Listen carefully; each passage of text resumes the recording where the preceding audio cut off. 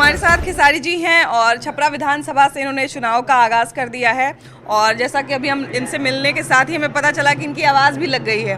तो अभी दिख रहा है, आपकी आवाज़ से पता चल रहा है कि चुनाव प्रचार में काफ़ी ज़्यादा अपना मेहनत झोंक चुके हैं आप। हाँ, वो ठंड और गर्म का जो सिचुएशन है ना, उसमें थोड़ा प्रॉब्लम हो रहा है मुझे, बट ठीक है, ये काम ही है। और लोगों के जो विश्वास मेरे ऊपर है, उस विश्वास को बड़ा करने के लिए और ये करना तो पड़ेगा हमको। अच्छा, अभी कैसा चल रहा है माहौल यहाँ पर आपके पक्ष में, या फिर अभी बहुत सारी चुनौतियाँ भी सामने आ रही होंगी?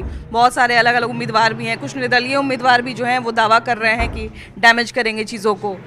कितना सब कुछ समझ में आ रहा है? देखिए, डैमेज कोई मुझे नहीं कर सकता, वो करेगा तो छपरा विधानसभा की व्यवस्था को करेगा।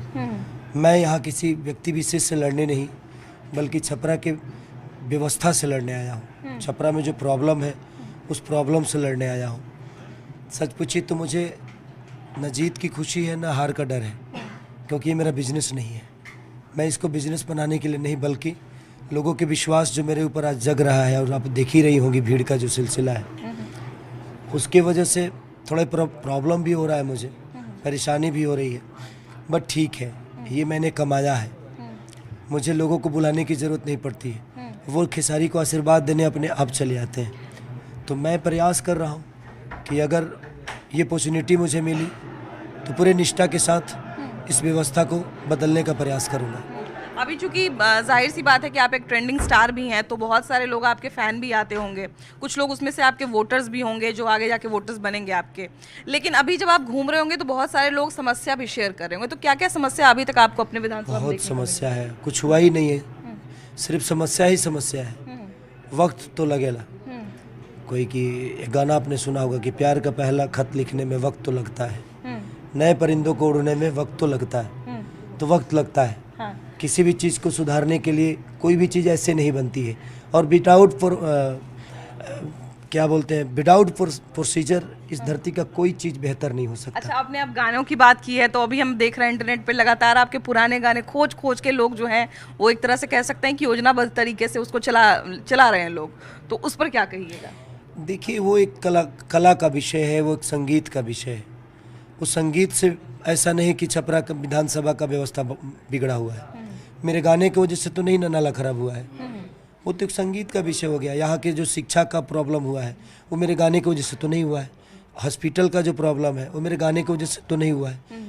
ऐसा तो नहीं कि खेसारी लाल के गाने सुनने के लिए यहाँ से पलायन हो रहा है। बहुत सारे आपके जो पुराने साथी हैं, आपके कला क्षेत्र से जो बहुत पुराने साथी हैं, वो भी लगातार आप पे हमले कर रहे हैं। वो बड़े भाई हैं, उनका हमला भी मेरे लिए वो आशीर्वाद भी आपको छोटा भाई ही कह रहे हैं, लेकिन हमला कर रहे हैं। कोई बात नहीं, वो राजनेता है, मैं एक बेटा हूँ, तो एक नेता में एक बेटा में बहुत अंतर होता है।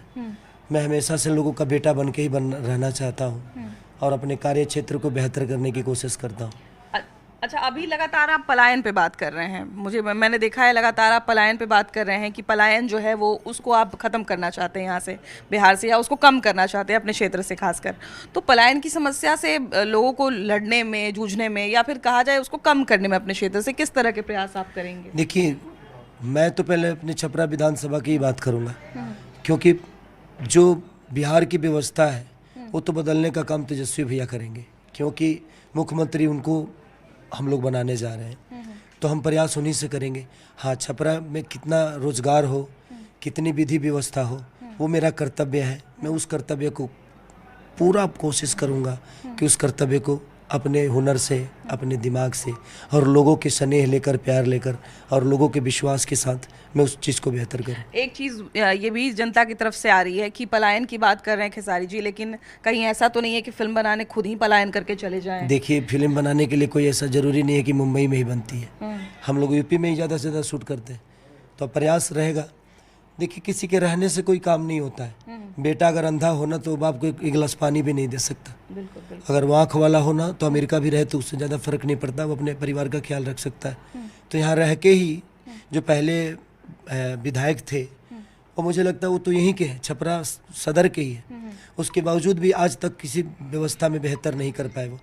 तो रहने से व्यवस्था नहीं बनती है, उस सपने को आपको दिल में बैठाना पड़ता है, उस व्यवस्था को आपको दिल में और दिमाग में बैठाना पड़ेगा कि मुझे कैसे छपरा को बेहतर बनाना है या बिहार को बेहतर बनाना है। एक सवाल और भी लोगों के मन में आ रहा है कि अचानक से, अभी तो आपको मतलब वैसी कोई ज़रूरत भी नहीं है, आप ट्रेंडिंग स्टार हैं अपने क्षेत्र के, तो अचानक से इलेक्शन लड़ने की ज़रूरत कहाँ से महसूस हो ये गई? देखिए, सब भगवान भेजा है मुझे, वही करा रहे हैं सब।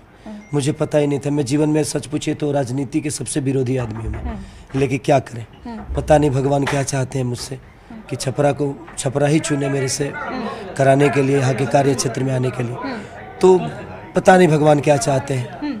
चलिए एक आखिरी सवाल हम आपसे लेंगे कि चूंकि आप भी कलाकार हैं और मेरा भी बैकग्राउंड कलाकार वाला रहा है, तो ये पर्सनल सवाल मेरी तरफ से है कि एक कलाकार और अगर एक विधायक आप बन जाते हैं तो कला क्षेत्र में कुछ विशेष करेंगे कि नहीं अपने क्षेत्र के लिए? बिल्कुल करूँगा।